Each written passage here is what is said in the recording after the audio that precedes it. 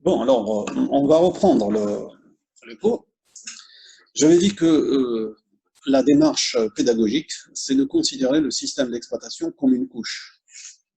Alors, cette couche-là, comment les choses sont perçues? Ben, tout simplement, il suffit de voir un exemple couramment utilisé par l'ensemble des utilisateurs. Donc, si vous prenez une action qui est faite de nos jours par beaucoup d'utilisateurs, grâce au système d'exploitation qui a facilité la vie à beaucoup d'utilisateurs. Donc, maintenant, pour exécuter un programme, en général, vous utilisez la souris, vous double-cliquez sur un fichier exécutable et vous avez l'exécution du programme qui se fait automatiquement. Alors, sur cet aspect-là, vous voyez un peu l'objectif du système d'exploitation, c'est de présenter une machine virtuelle facile à utiliser. Comment?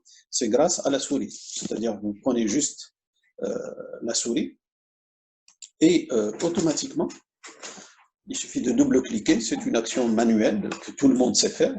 Donc, ça ne nécessite pas, je dirais, grand-chose. C'est juste, ce que ça nécessite, c'est d'identifier un peu le fichier que vous voulez exécuter. C'est-à-dire, ça, en général, l'identification, elle est visuelle. Il suffit de voir parfois juste l'icône de votre application.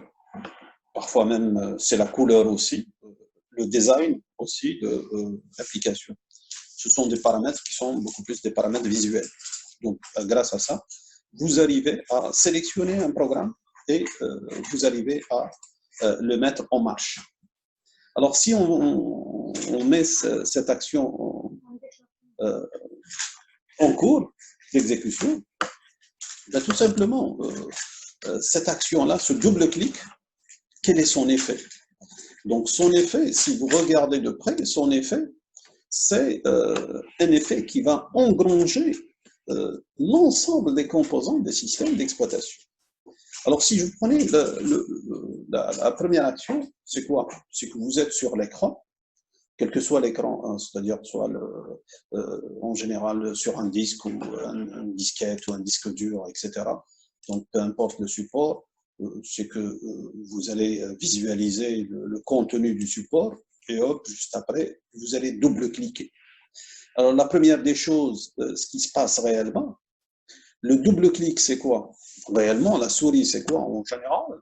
C'est un dispositif qui est relié à la machine. Alors là aussi, j'ouvre juste une petite parenthèse, il peut être relié physiquement, c'est-à-dire vous avez avec une fiche USB, comme vous pouvez avoir une souris qui est sans fil. Ça veut dire quoi? Ça veut dire qu'il y a un lien qui existe, c'est-à-dire à travers des rayons qui sont infrarouges ou bien des rayons je dirais lumineux, etc., qui sont utilisés. Et ça permettra effectivement d'être en contact avec la machine. Alors, ce qui se passe réellement, c'est que pour résumer ça d'une manière très facile, c'est qu'il y a, à partir de la souris vers la machine, il y a un signal qui a été envoyé. Là, ce signal-là, il va être capté et ça va être repris comme étant une interruption. C'est-à-dire, je reçois un signal de l'extérieur. Donc, ce signal-là, il va être interprété, capté, interprété et savoir de quoi s'agit-il. Donc, on sait que c'est un signal qui vient de la souris. Et donc, on va voir le curseur de la souris, il se trouve à quelle position. Donc, au niveau de cette position de l'écran, ça veut dire qu'il y a un dessin, ce qu'on appelle icône en général. Alors, cette icône, il représente quoi? Donc, il s'avère qu'il représente un fichier exécutable. Donc, ce fichier exécutable, il se trouve où? Ben, il se trouve, je prends l'exemple le plus simple, il se trouve sur le disque. Donc, le système d'exploitation, qu'est-ce qu'il fait? Ben, il va voir au niveau du disque, il va chercher ce fichier-là. Donc, j'avais dit que ce fichier, c'est un ensemble d'informations qui sont éparpillées sur le disque. Il va les rassembler, il va les charger au niveau de la mémoire. Ensuite, Une fois qu'ils sont mis dans la mémoire, il va pouvoir les exécuter. Mais si je veux respecter les étapes une à une, c'est qu'il y a une interruption, il y a une identification de l'icône qui représente un fichier. Ça veut dire quoi? Ça veut dire que vous avez le gestionnaire de fichiers qui gère les fichiers. C'est lui qui va pouvoir me localiser le fichier pour dire le fichier se trouve où? Il se trouve sur le disque. Le disque, c'est quoi? C'est un périphérique. Ça veut dire qu'il y a le gestionnaire de périphérique qui sera mis en exergue. Ensuite, je dois charger ce fichier qui se trouve sur tel ou tel périphérique vers la mémoire. Ça veut dire que j'ai un gestionnaire de la mémoire qui va se mettre en action aussi. Ce gestionnaire de la mémoire qui va pouvoir charger une image de cet exécutable, il va par la suite pouvoir l'exécuter. Pour pouvoir l'exécuter, ben, tout simplement, il va créer une nouvelle entité qu'on appelle le processus. Et donc, ce processus-là, c'est lui qui va être soumis au gestionnaire du processeur pour pouvoir l'exécuter. Et donc, vous voyez que vous avez un ensemble de couches qui vont interagir les unes aux autres pour pouvoir exécuter un programme. Et c'est comme ça qu'on arrive à, je dirais, présenter le système d'exploitation sous forme de couches. Chaque couche s'occupe je dirais, d'une fonctionnalité bien déterminée. Donc, fichier, donc vous avez gestionnaire de fichiers. Périphérique, vous avez gestionnaire de périphérique. Mémoire, vous avez la gestion de la mémoire.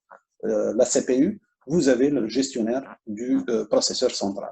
Et donc, vous avez les différentes couches qui vont interagir entre elles, et c'est comme ça qu'elles vont collaborer, puisqu'on avait dit, rappelez-vous, notion de système.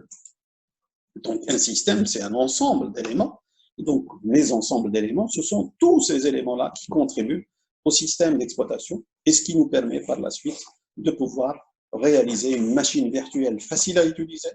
Et on verra par la suite comment on utilise la technique de rentabilité pour avoir un système, je dirais, qui gère les ressources d'une manière la plus rentable possible.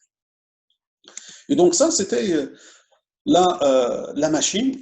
Et donc, ce que j'avais dit au départ, c'est que vous avez l'être humain qui est l'utilisateur.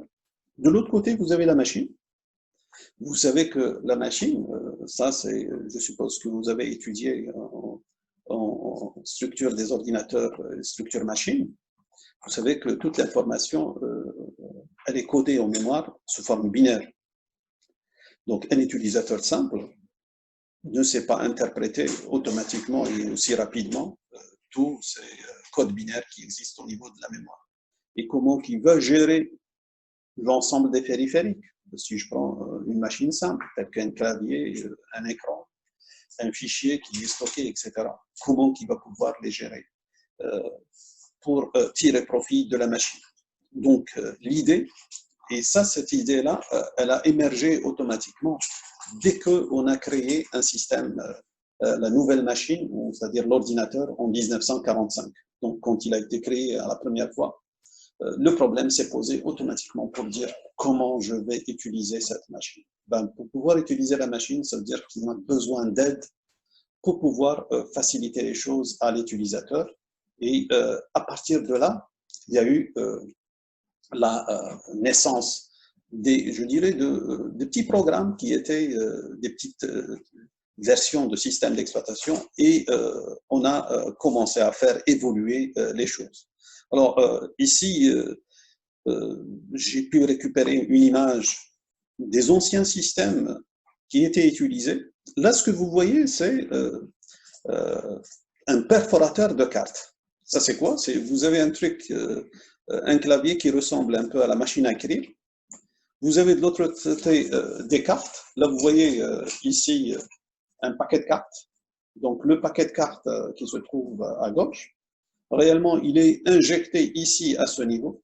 Donc, ensuite, il y a les cartes qui passent selon ce circuit-là pour aboutir ici. À chaque fois, une carte qui passe ici, elle est perforée. Donc, vous avez des perforations de la carte.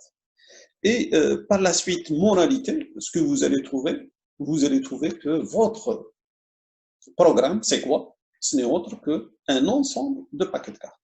Donc ça, c'est le programme, ça va être sous cette forme-là. Donc, ce que vous allez faire, vous allez écrire l'ensemble de vos programmes. Donc, en général, chaque instruction, c'est une carte perforée. Et donc, vous allez vous retrouver avec un paquet de cartes qui, je dirais, symbolise tout votre programme. Et donc, parmi les problèmes qui étaient rencontrés par les utilisateurs, d'ailleurs, si vous voyez ici, vous avez le paquet de cartes, et là, remarquez ce que vous avez ici, vous avez un élastique. En général, vous avez intérêt à mettre deux élastiques, l'un horizontal et l'autre vertical, pour maintenir votre paquet de cartes, parce que gare à vous si le paquet de cartes tombe par terre. Donc, si le paquet de cartes tombe par terre, en général, c'est une tâche qui est très complexe pour essayer de reconstituer votre paquet de cartes. Et donc, ça vous donne un peu l'image de système d'exploitation, que les choses n'étaient pas aisées au départ. Pourquoi? Parce que c'est vrai qu'on a créé, je dirais, la machine. C'était un effort considérable, il faut le reconnaître. Mais on n'a pas pensé à l'utilisateur, on a pensé beaucoup plus à la machine qui puisse travailler vite. Et du coup, on a commencé à voir des problèmes au fur et à mesure côté utilisateur. Donc, au départ, voici les programmes qui étaient sous cette forme-là et qui constituaient un grand handicap pour les utilisateurs. Alors, ça, c'est ce qui a posé le problème pour dire, tiens, j'ai un paquet de cartes, comment je vais l'utiliser?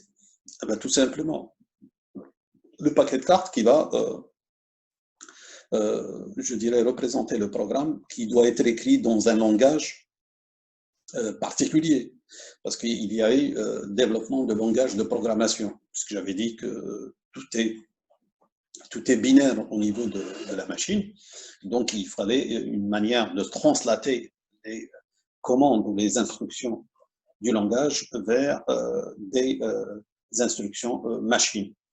Alors, il y avait des programmes.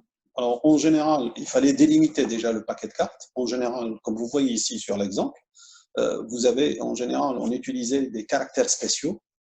Alors, les caractères spéciaux, c'est principalement soit le pourcent, soit c'était le dollar. Donc, tout dépend des écoles. L'école européenne, beaucoup plus, qui veulent le pourcent, les Américains qui veulent utiliser le dollar, qui est le symbole des États-Unis. Donc, vous avez dans les cartes, en général, chaque carte qui commence par pourcent ou dollar, ça veut dire quoi? Ça veut dire tout simplement, elle va aviser l'ordinateur pour lui dire attention, cette carte-là, c'est une carte de contrôle, parce qu'on arrivait à distinguer entre les deux. Donc, il fallait faire cette distinction pour dire ça, c'est une carte de contrôle. Pour dire quoi? Pour dire ça va être un ordre qui sera donné au système d'exploitation pour lui dire attention, il faut utiliser telle et telle chose. Un exemple simple ici, c'est pour dire pourcent job, pour dire que ça va être un programme. Et en général, pourcent job, slash, etc. Et on donne le nom du job. En général, c'était beaucoup plus le nom de l'utilisateur pour pouvoir récupérer par la suite les résultats de cet utilisateur.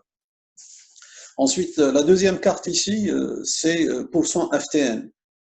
Alors, FTN, c'était quoi? C'était un des langages les plus anciens à utiliser qui s'appelait Fortran. Fortran, c'est quoi? Pour dire Formula Translating. C'était un langage de programmation pour les scientifiques. Donc, comme son nom l'indique, Formula Translating, ça veut dire que vous avez des formules qui peuvent être transcrites.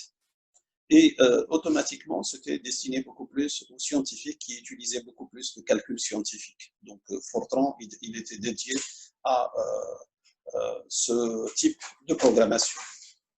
Et bien entendu, il y a un ensemble de cartes. Ça veut dire que vous avez le programme. Ensuite, on demande l'exécution du programme. Par exemple, ici, pourcent run, donc qui se trouve un peu plus profond ici. Donc, pourcent run qui permet de dire c'est exécuter ce programme. Et donc, naturellement, ce qui vient après pourcent run, ça va être le jeu des données pour le programme qui a été déjà préalablement compilé. Donc ça, c'est pour vous montrer un peu les choses n'étaient pas simples, car le système d'exploitation, il était réduit à des programmes très simples, c'est-à-dire juste des compilateurs et des traductions vers les langages machines. Et on dirait tout simplement, dans le système d'exploitation, on l'appelait porte ouverte. Pourquoi? Parce que vous avez la machine qui quasiment ne contenait pas grand-chose, mis à part les compilateurs, elle ne contenait pas grand-chose, c'est pour ça qu'on l'appelait porte ouverte. Alors ensuite, L'idée, c'était quoi? C'était pour un programme. Rappelez-vous, on avait dit % job, c'est-à-dire je commence un nouveau programme. Ensuite, %ftn qui permet de dire appeler le compilateur ou utiliser le compilateur Fortran. Ensuite, utiliser l'éditeur de lien. Et, ensuite, lancer l'exécution, etc. avec les données, etc. Ça veut dire quoi? Ça veut dire qu'il y avait plusieurs étapes pour réaliser l'exécution d'un programme. Et donc, l'idée, ça a été de dire quoi? Tout simplement, est-ce qu'on ne peut pas automatiser automatiquement toutes ces étapes? Donc, on a réfléchi pour dire, tiens, dès qu'on a le programme, on va s'occuper du programme du début jusqu'à la fin. Et donc ça, il fallait développer, je dirais, un mini-système d'exploitation qu'on appelait le moniteur d'enchaînement. Comme son nom l'indique, c'est quoi? C'est un moniteur qui permet d'enchaîner les étapes d'un programme, c'est-à-dire passer de la première étape pour savoir quel est le compilateur sélectionné, ensuite utiliser le compilateur pour compiler le programme. Si le programme est correct, on fait appel à l'éditeur de lien. L'éditeur de lien, c'est quoi? C'est ce qui permet de faire les liens entre les différentes parties d'un programme. Et ensuite, lancer l'exécution sur les données qui sont utilisées. Et donc, ça a permis effectivement de gagner du temps. Pourquoi? Parce que c'était pas à chaque fois où il fallait appeler le programme, appuyer sur une touche, passer à la touche suivante, etc., etc. Donc, tout est enchaîné d'une manière automatique. Ça, ce qui permettrait de gagner du temps. Et donc, ça a commencé à mettre en place le premier objectif qui était, je dirais, la rentabilité. Et donc, on essayait d'éviter quand même la perte de temps entre les différentes étapes. Alors, le problème qui a surgi juste après, c'est de dire, tiens, ces programmes qui sont utilisés, ça veut dire quoi? Ça veut dire qu'on avait une vision qui était mono-utilisateur, monotâche. Donc, comment les choses ont été faites, c'est qu'il y a eu un planning au niveau de la salle machine. Le premier utilisateur qui vient à telle heure, donc il va exécuter son programme. On lui donne un laps de temps, par exemple un quart d'heure, il va exécuter son programme. Une fois un quart d'heure est passé, on passe au deuxième utilisateur, et ainsi de suite. Et donc, du coup, par la suite, en réfléchissant à cette démarche, on a vu qu'il y a une certaine perte de temps. Pourquoi? Parce que quand vous développez vos programmes, et ça, vous êtes passé par cette expérience, rien ne dit que à la première passe, vous avez un programme qui est correct et qui va s'exécuter normalement. En général, quand on développe des programmes, on met un certain temps quand même, une certaine itération pour arriver, je dirais, au programme final désiré. Donc, du coup, quand on fixait je dirais, la tranche de temps aux différents utilisateurs, parfois un utilisateur n'utilise pas vraiment son temps en entier. Pourquoi? Parce que cet utilisateur, il va, s'il a des erreurs, automatiquement, il va essayer de corriger ses erreurs. Et donc, automatiquement, il va revenir au lecteur de cartes et automatiquement, il va perdre son temps. Et donc, l'idée, c'était de dire, tiens, on ne va pas. L'idée, c'est d'essayer toujours de gagner du temps. Alors, au lieu d'avoir ce planning qui est effectué entre les différents utilisateurs, l'idée, c'est quoi? C'est d'essayer de dire à tout le monde, tiens, ramenez tous vos programmes le matin, par exemple, et on va essayer de les exécuter les uns à la suite des autres. C'est-à-dire quand il y a un programme qui est erroné, etc., automatiquement, on passe au programme suivant, et donc comme ça, on va gagner du temps. Et donc ça aboutit à un nouveau système qu'on appelle le traitement par lot, ou bien le traitement batch. Donc, le traitement par lot, c'est quoi? C'est que vous avez, au lieu d'avoir un seul programme, vous avez un lot de programmes.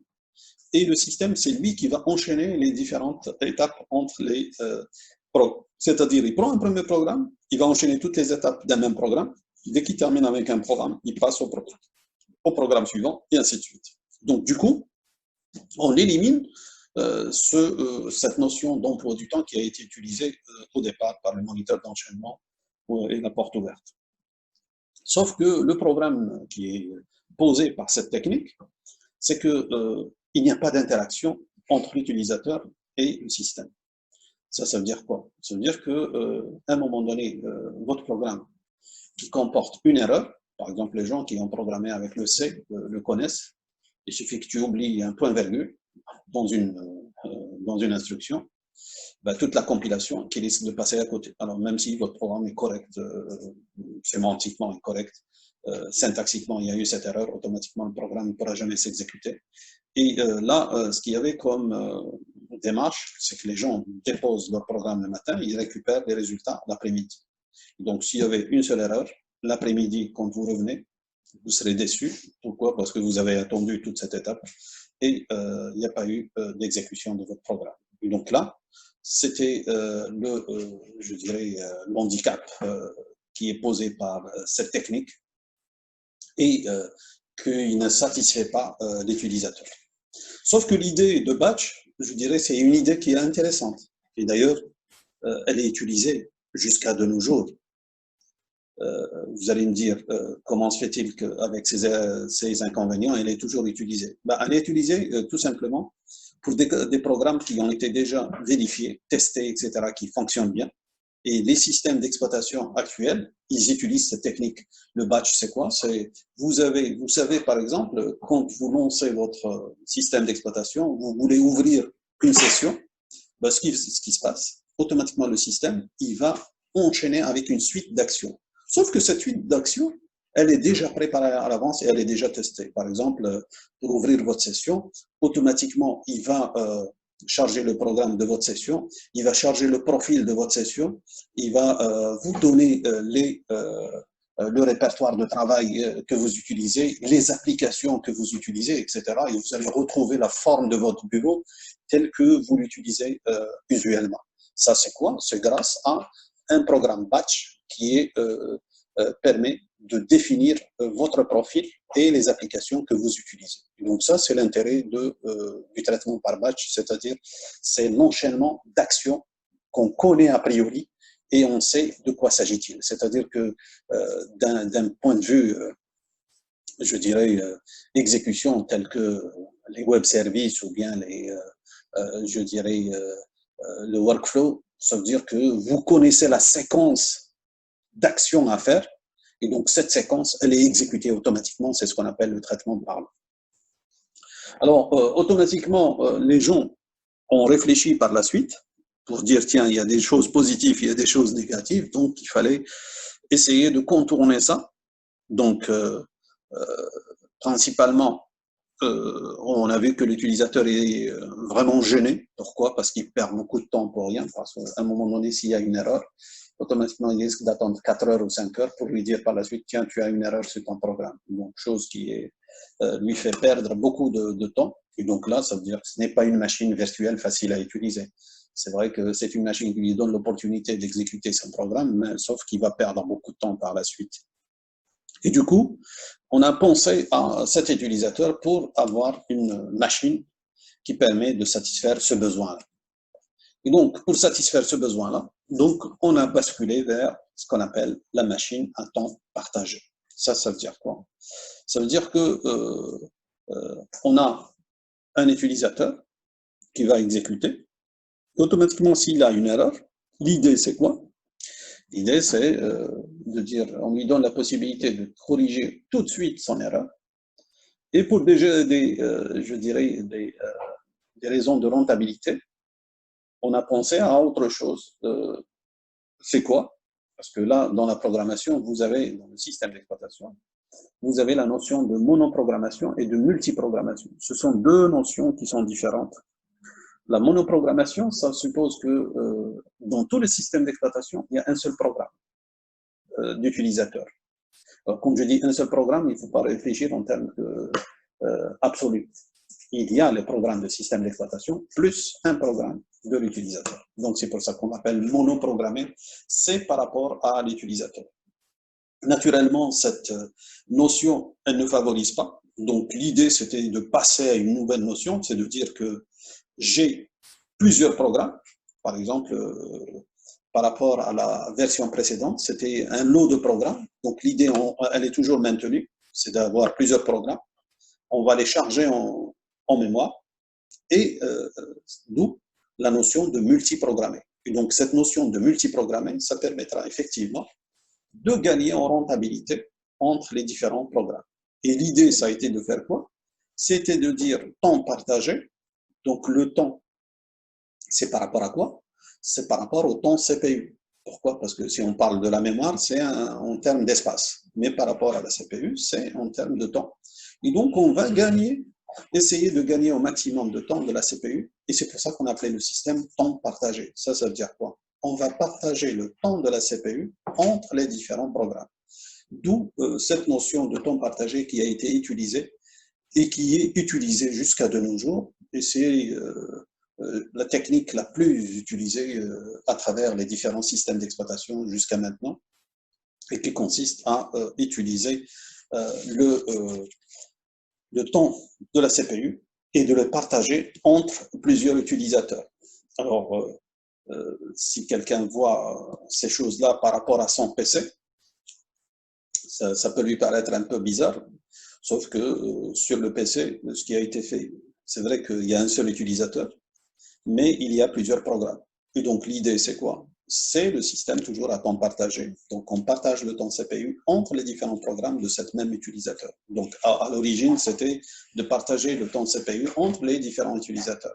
Mais maintenant, avec la technologie, on arrive à partager même le temps CPU entre les différents programmes d'un même utilisateur, et c'est ce que vous avez sur vos PC. C'est cette technique qui est utilisée, qui consiste à utiliser plusieurs programmes. Et donc, vous pouvez ouvrir plusieurs programmes grâce à cette notion de fenêtre. Donc, chaque fenêtre, vous avez un programme.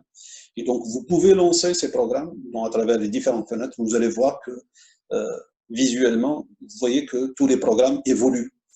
Et donc, ça vous donne l'esprit que chaque programme est en train de s'exécuter, mais réellement, chaque programme, il s'exécute avec un laps de temps de la CPU. Et ça donne la perception de l'utilisateur que tous les programmes sont en train d'évoluer en même temps. Et donc, ça, c'est ce qu'on appelle dans la littérature l'interleaving ou bien le faux parallélisme. Donc, ça, c'est un parallélisme qui n'est pas réel. Parce que le parallélisme réel, c'est que vous avez deux entités qui évoluent en temps réel en même temps, les deux en même temps. Ce qui n'est pas le cas pour les PC et autres. Pourquoi? Parce qu'il y a un seul processeur et donc à un moment donné, tu ne peux pas faire évoluer plusieurs programmes sur un même processeur. Sauf que cette technique, elle a été utilisée de multiprogrammation, donc ce qui consiste à avoir plusieurs programmes présents en mémoire. C'est ça ce que ça veut dire multiprogrammation, c'est la présence de plusieurs programmes en mémoire simultanée. Et donc ces programmes-là, donc on arrive à utiliser, à basculer la CPU entre ces différents programmes, et donc ce qui permettra d'avoir l'exécution de ces programmes d'une manière, entre guillemets, simultanée. Alors ensuite, il y a eu des besoins, je dirais, de la machine, parce que la machine n'est pas utilisée uniquement pour exécuter des programmes de l'utilisateur, etc. Ça a été utilisé aussi dans le domaine industriel et le domaine militaire. Donc vous avez maintenant, si je prends l'exemple de la voiture avec laquelle j'ai commencé, les voitures ont pu quand même connaître une évolution notable grâce aussi à l'introduction de l'ordinateur dans les chaînes de montage des voitures. Et ces chaînes de montage, en général, ce sont des chaînes de montage robotisées. C'est-à-dire vous avez des robots, un robot qui place les portes, un robot qui place le moteur, et ainsi de suite. Vous avez toute cette chaîne qui est faite automatiquement. Et donc, la voiture, on démarre avec une carcasse de la voiture jusqu'à arriver à la fin de sortir une voiture complète. Donc, tout le travail, à vrai dire, est synchronisé. Et automatiquement, on passe du début jusqu'à la fin de la construction de la voiture. Et ça veut dire quoi? Ça veut dire que les choses sont calculées à des temps bien précis. À chaque temps, intervalle de temps, il y a un robot qui fait quelque chose et la chaîne avance. Et donc, c'est des systèmes qui ont été conçus. Donc, la philosophie du système, ce n'est pas la philosophie de système à temps partagé. Donc, cette philosophie, maintenant, elle change. Elle devient une philosophie basée temps. Ça veut dire que toute l'exécution est guidée par le temps. Ça veut dire que vous avez un processus qui doit commencer à telle heure. Donc, automatiquement, le système fait en sorte que le processus commence à l'heure précise. Et ainsi de suite. Parce que si un processus rate son travail, il va avoir un impact sur le processus suivant. Donc, vous pouvez comprendre les choses d'une manière plus simple avec des exemples militaires qui sont très simples.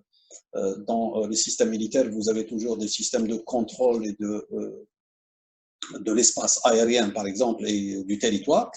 En général, vous avez des radars qui permettent d'identifier des objets qui sont ennemis ou des objets qui sont non identifiés. Automatiquement, dès que le radar capte cet objet non identifié ou non reconnu, en général, il déclenche une alarme. Cette alarme qui permet de déclencher le système de défense aérienne, défense terrestre, etc., qui permettent d'intervenir et pour stopper l'objet non identifié qui arrive vers les frontières. Et donc, vous voyez que les choses vont se passer avec des délais bien précis, à des termes temporels qui sont assez précis, parce que si vous ratez votre, je dirais, intervention, les conséquences risquent d'être importantes. Et donc ça, c'est, vous avez des systèmes à temps réel, par exemple, si ça vous intéresse de voir les choses, c'est dans les systèmes d'exploitation, vous avez Linux, vous avez une version spéciale temps réel qui s'appelle RT Linux, donc Real Time Linux. Et donc c'est un système d'exploitation qui est basé temps réel et donc pour des applications temps réel. Et naturellement, la contrainte de temps, elle est vérifiée. Alors, pour l'évolution aussi, par la suite, il y a eu aussi le PC que vous utilisez actuellement, ce qu'on appelle le Personal Computer, il a été créé en 1980. En général, en premier lieu, c'était une réflexion très simple pour dire un individu, un utilisateur a son propre ordinateur donc pour le besoin personnel. Et c'est pour ça qu'au départ, le DOS, tel que son nom l'indique, c'est Disk Operating System. Ça veut dire quoi? Ça veut dire que ça permet à un utilisateur de gérer son disque et de gérer tous ses programmes. Et donc, à chaque fois, il exécute un programme. Ce même système, il a connu des évolutions pour passer avec les mêmes notions de multiprogrammation. Donc, on est passé avec un système qui est multiprogrammé. Ensuite, on a développé de nouvelles versions du système jusqu'à arriver aux PC que vous connaissez actuellement, qui sont des PC, je dirais, machines virtuelles faciles à utiliser parce que vous avez tout l'aspect graphique qui est utilisé avec la souris. Vous avez l'aspect multiprogrammation, vous pouvez ouvrir plusieurs fenêtres. Donc, chaque fenêtre, vous avez le programme qui s'exécute. Ça veut dire quoi? Ça veut dire qu'on arrive à avoir plusieurs programmes mémoire. Sur l'écran, qu'est-ce qu'on a fait? On a fait une technique de fenêtre. Ça veut dire que chaque programme va imprimer sur une fenêtre bien précise. Le seul handicap qui est posé, c'est quoi? C'est le clavier. Il y a un seul clavier. Donc, comment le partager, le clavier? Ben, tout simplement, le partage du clavier, c'est une règle qui est définie. C'est qu'à chaque fois, le clavier, automatiquement, il communique avec la fenêtre active. Ça veut dire que ce que vous tapez, il va vers la fenêtre active et c'est comme ça qu'on arrive à départager le clavier entre plusieurs programmes au niveau d'un même PC. Ensuite, il y a eu les systèmes qui étaient distribués, ça veut dire que vous n'avez pas une seule machine, mais vous avez plusieurs machines qui sont définies. Et il y a une nouvelle vision de voir comment les programmes vont s'exécuter, comment ils vont collaborer. Donc, vous aurez l'occasion de voir ça sur les modules systèmes distribués. Et par la suite, on a voulu communiquer aussi avec l'extérieur. Donc, il y a eu les réseaux. Et donc, tout le développement de la partie réseau, naturellement, vous avez votre module réseau qui va étudier tous ces aspects-là. Et à vrai dire, l'informatique, à chaque fois qu'il y a la technologie qui évolue, l'informatique évolue. De nos jours, les choses ont évolué vers d'autres trucs. Et parfois, même dans les solutions, on essaye de prendre les anciennes solutions avec les nouvelles, les combiner pour trouver quelque chose de nouveau. C'est un peu ce qui existe dans ce qu'on appelle le SDN. SDN, c'est quoi? C'est le Software Defined Network. Ça veut dire qu'on essaye de modéliser tout le réseau par un logiciel. Et donc là, on a un modèle qui est composé de 3 couches. Donc vous avez device, ça veut dire que vous pouvez avoir plusieurs périphériques, plusieurs machines qui sont interconnectées. Vous avez la couche contrôle, qui permet de contrôler toute cette interconnexion et cette gestion des différents périphériques et machines. Et vous avez la couche data ou application qui permet de gérer l'ensemble des applications en utilisant les différents devices qui existent. Bien entendu, avec l'apparition de l'IoT qui est les objets communicants maintenant qui existent de plus en plus et qui peuvent être interconnectés avec les systèmes actuels. Et donc, automatiquement, ça a permis d'avoir une nouvelle vision de systèmes qui existent actuels. Et le troisième aspect, c'est le cloud computing. C'est quoi? C'est les besoins se font sentir de plus en plus en termes d'espace, c'est-à-dire qu'une machine simple n'arrive pas à stocker l'ensemble des informations, donc on a besoin de cloud computing, qui veut dire un nuage de calcul, et donc en général, c'est un data center, et la vision maintenant, c'est d'essayer de combiner tous ces éléments-là en un seul système pour avoir une plateforme unique, facile à utiliser pour l'utilisateur. Il y a beaucoup d'applications maintenant qui nécessitent ce genre de choses et qui combinent le tout. L'exemple le plus simple et le plus connu mondialement actuel, c'est ce qu'on appelle le système de e-santé. Par exemple, si on veut parler d'un système de e-santé, vous êtes obligé de combiner tous ces éléments-là pour avoir un système homogène et cohérent à l'échelle nationale. Parce que vous prenez le système de e-santé, vous avez des quantités énormes d'informations sur l'état de santé de la population. Donc, si vous avez une population de 40 millions, 100 millions, donc vous voyez quelle est là, je dirais, l'espace nécessaire pour stocker ces informations. C'est pour ça qu'il y a le cloud computing. Vous avez aussi maintenant l'état de santé qui est surveillé en permanence si on veut avoir une meilleure prise en charge de la santé. Vous avez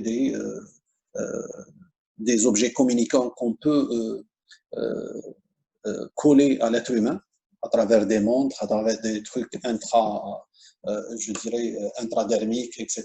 Et sur les vêtements. Donc, il y a plein d'objets maintenant, ce qu'on appelle des objets communiquant avec l'état de santé de l'individu et qui peuvent fournir des informations importantes sur l'état de santé de l'individu. Et grâce à tout ce système qui peut être combiné, et on arrive à avoir un système de santé global à travers un pays, même à l'échelle mondiale. Donc ça, c'est pour voir un peu l'évolution du système. Et qu'est-ce que ça doit être dans le futur? C'est la technologie de plus en plus, elle permet d'innover. Donc grâce à la matière grise humaine, on peut avoir de nouveaux systèmes dans le futur. Et comment intégrer tous ces systèmes pour avoir un seul système facile à utiliser par rapport à un utilisateur. Donc c'est un peu l'objet des recherches qui se font actuellement à travers le monde concernant l'évolution de ces systèmes. Sur ce, donc on termine cette introduction. Donc au revoir et à la prochaine.